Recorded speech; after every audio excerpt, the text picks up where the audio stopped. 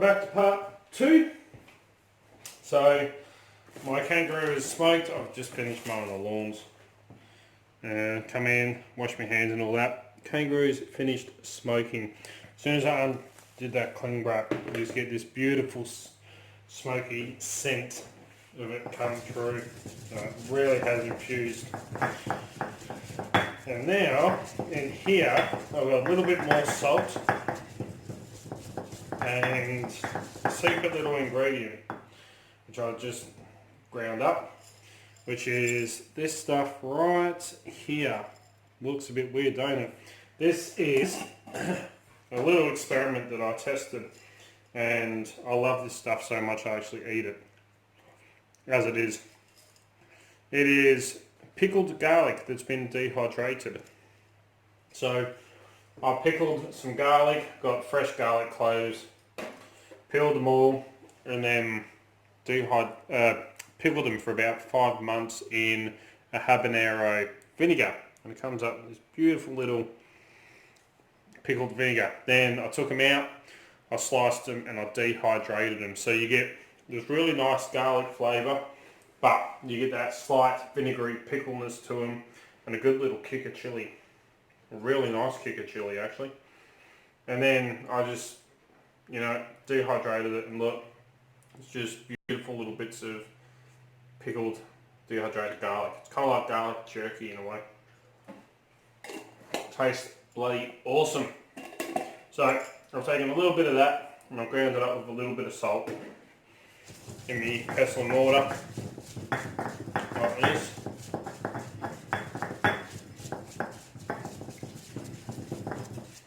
And that I'm going to put in over the top of this the last second. That little bit of extra salt just helps dry out some of the moisture. Remember, I haven't added too much salt to this in a way. Even the little bits of garlic can go in there. So it's like the very last bit of seasoning before I dehydrate it.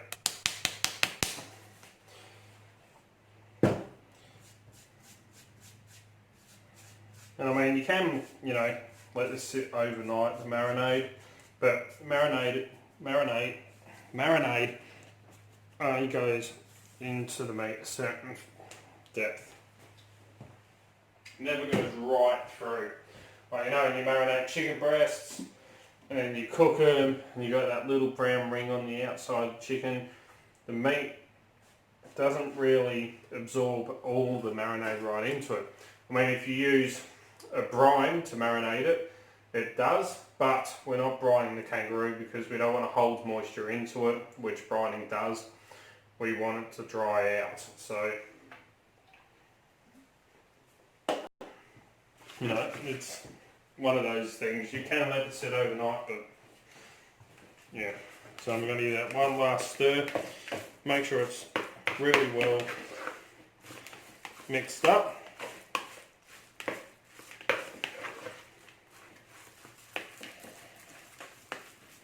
Oh, I can smell that chipotle, I smell the smoke. The really fruity notes from the chili comes through.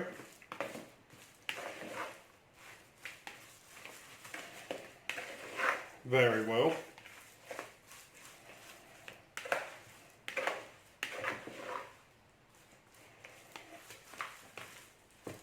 So the salt's, drying out some of the moisture. It's seasoning the meat. It's also, in a way, acting like a tiny bit of a preservative, but small batch like this is not going to last very long.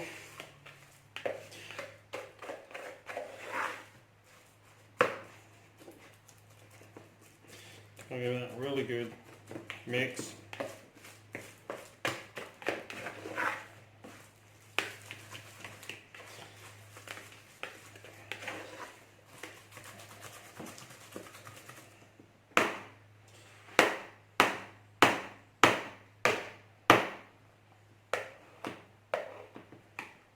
All that marinade to stay on the meat. And now, I've only smoked it the once because I'm going to smoke it once it's all been dried out. and we'll smoke it again. So let me grab some gloves.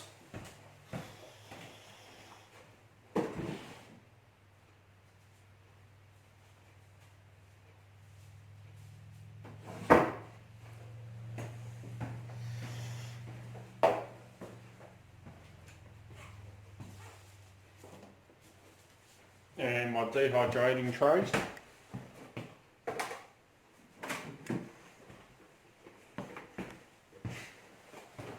Which I had mushrooms in the other day.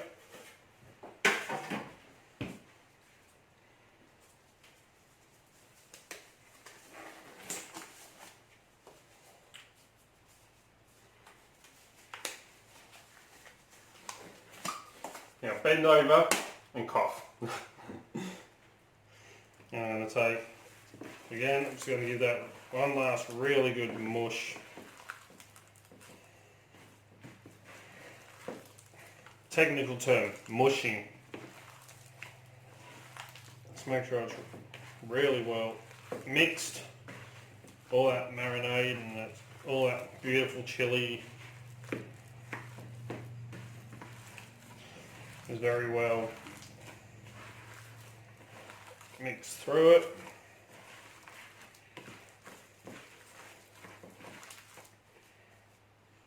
Look at that. Funny you could smell this, it smells absolutely bloody amazing. So now I'm going to go through and I'm going to grab the meat. And I'm going to lay them down onto my tray. And I'm going to make sure that he's all spaced out so that you can have that airflow go right through. They're a little bit thick, you can press them down.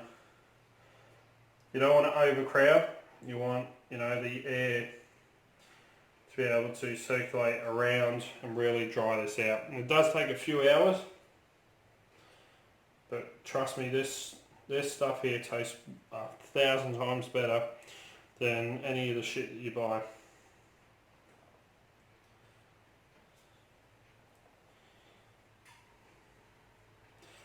So much so that I've got friends I've given this to that reckon I should actually make it, sell it.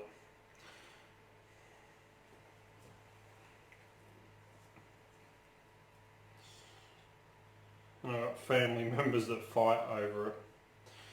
So,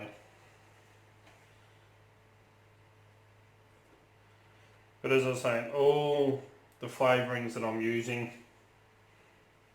aren't here to overpower the kangaroo. They're not here to, they're to add flavour to it, but to also enhance the actual kangaroo flavour, not disguise it.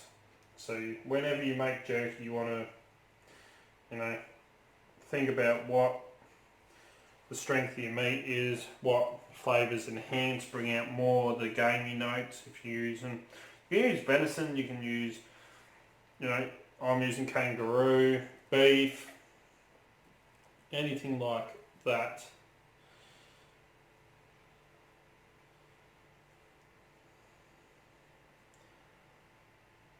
But, you don't want to overpower it. Jerky's not just about,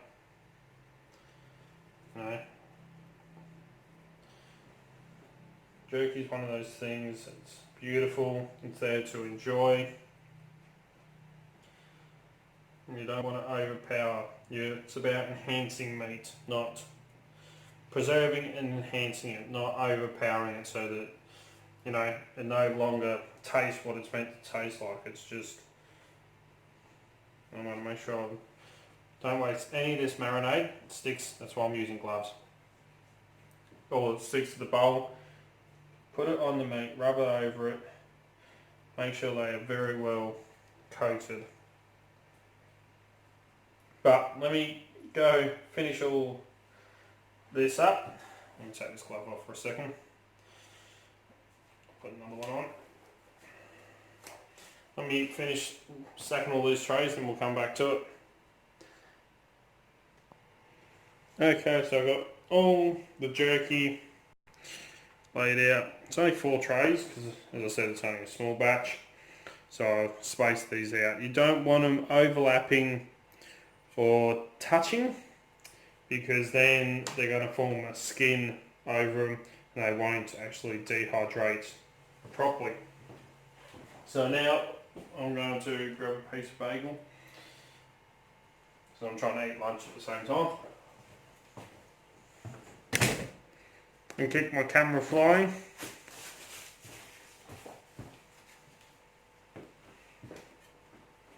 So take these over to the dehydrator.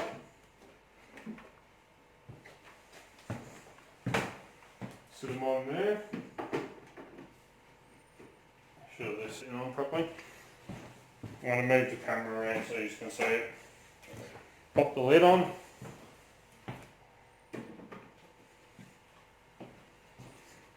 And so, hopefully, I'll move this around here. Oh, that's covered. There's my dehydrator.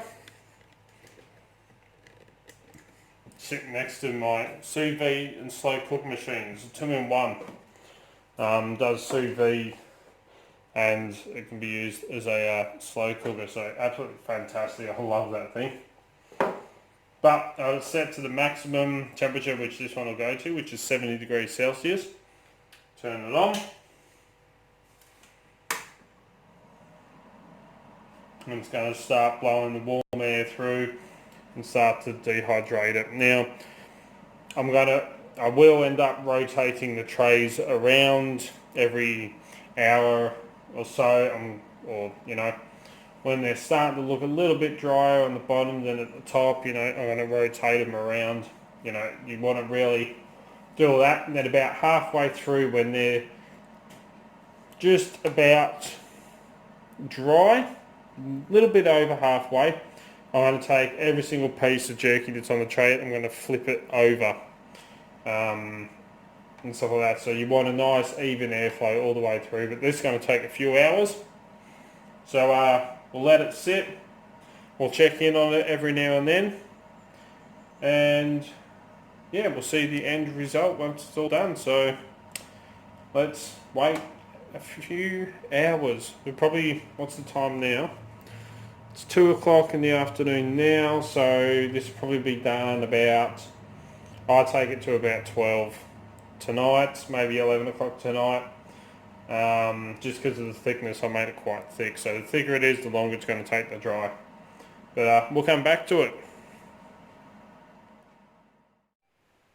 Okay, so instead of boring you by taking, progress of dehydrating the jerky, because it don't really bloody change that much, to be honest. It just gets drier. Skipped all of that part. Once it was fully dried, I took it out, and while it was still warm, I put it into this container. And it's been sitting in the fridge because I wanted to chill it down so it's cold. And I can already smell that.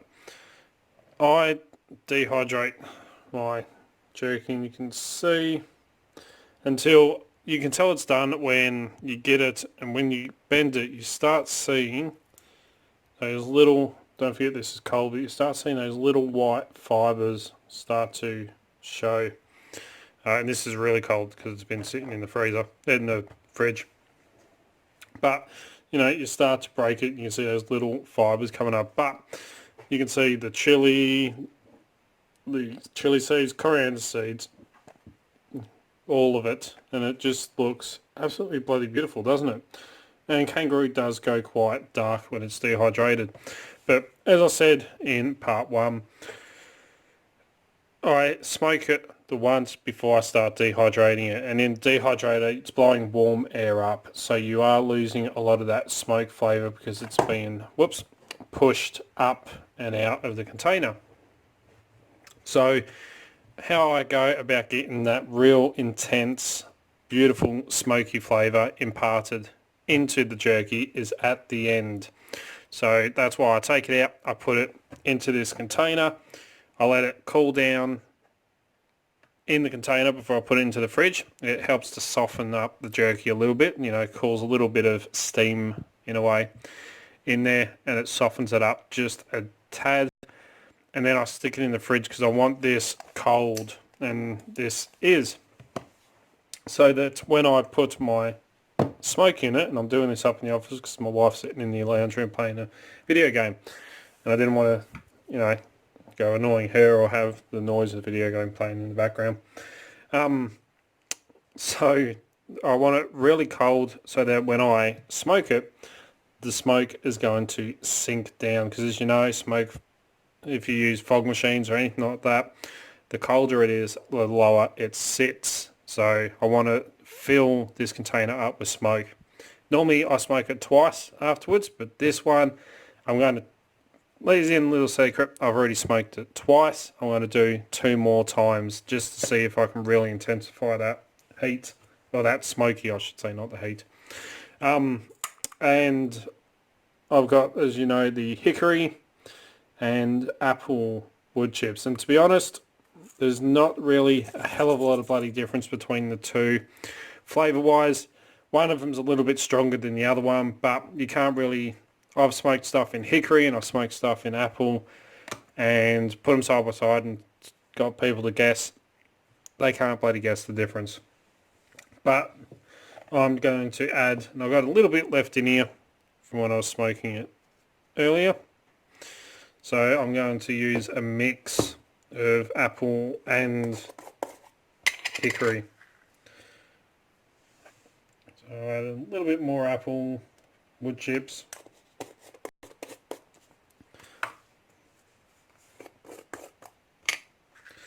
A little bit more of the hickory.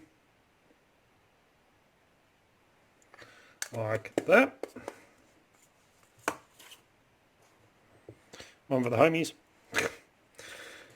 And I'm going to position, because I want to lift that smoker up. Let's try this. And that container just got some locks in it that I'm going to be sending to Pocket Woman when I get around to doing it. So I want to set that up to the same height. I'm going to make sure my little smoking hose is in there, and I'm going to push this down to the bottom of my container so that the smoke will travel in, go to the bottom, will hit all that cold jerky, and hopefully it will sit down in there a bit lower. I'm going to just set the lid on, turn the little smoke infuser fan on, and just start smoking some chips. So it's going to gently caress, and you can start to see it's starting to come up. Once my container's nice and full, turn that off, close that container down as quick as I can. Whew. She's smoking. Look at that. You can kind of see it sitting down in there. Turn that on. So, these put out quite a bit, as you can see, for a tiny little thing. Great for cheese, butter, small stuff. If you're into showmanship when you do food, if you get one of those glass domes, the cloches, I believe they're called, that sits over food, you can put a couple of blocks of cheese in there and stuff like that.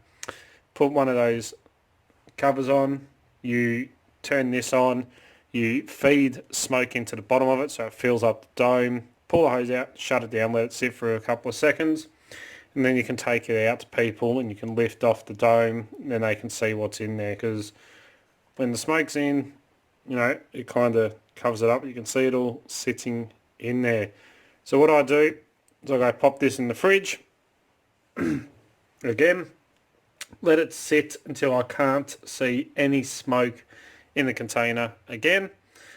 Then I smoke it once more, and you can give it a bit of a shake, not too violently, but give it a bit of shake, get all that jerky mixed around. So it all gets a nice even layer of smoke, but I'll let that dissipate, do it again, and then you get that really, really nice, strong, smoky flavour to your jerky. And then to finish this off, you can kind of see if I pop the lid of that, push down, you can see the smoke's starting to come out beautifully. The smell of it's absolutely fantastic. And then I bag it up into little vacuum pack bags and I vacuum seal it and keep it in the freezer. Little serves of it. So then, you know, when I get the cravings for some jerky, go and grab one out, cut it open, and I got some awesome bloody jerky sitting in there. But I've made this batch up. Some of it is for one of the ladies I work with. She absolutely loves the stuff and reckons I should make this and sell it. And her friends that she's given some to try as well. They asked her where she bought it from and she said a friend of mine makes it. And I said to her tonight, I saw her at work, and I said to her, you know, I'm making up another batch of jerky. She was really, really excited. Then I said, in the course, you know, I'll bring some in for you.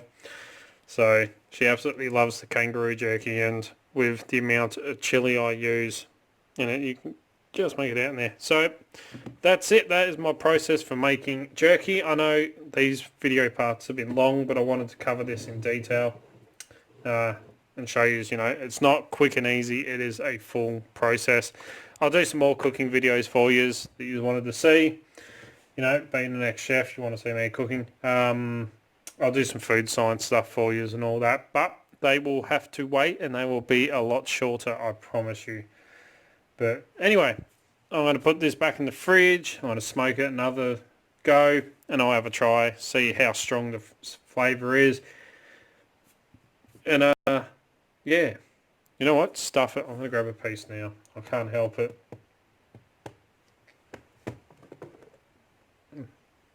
Look at that. Magic. Let's grab a piece out. No, I don't want a big piece. I want a little piece. Because I've just had tea. There we go. Lovely piece of smoked jerky. You can see all the spices, everything on it. Oh, wow. That cumin really comes through. Coriander comes through. It's got a nice little kick right on the end.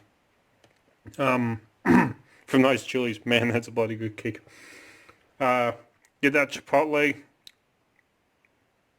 The smoke's there, but it's not quite, you know, it tastes like it's been smoked, but I'm after it a bit more.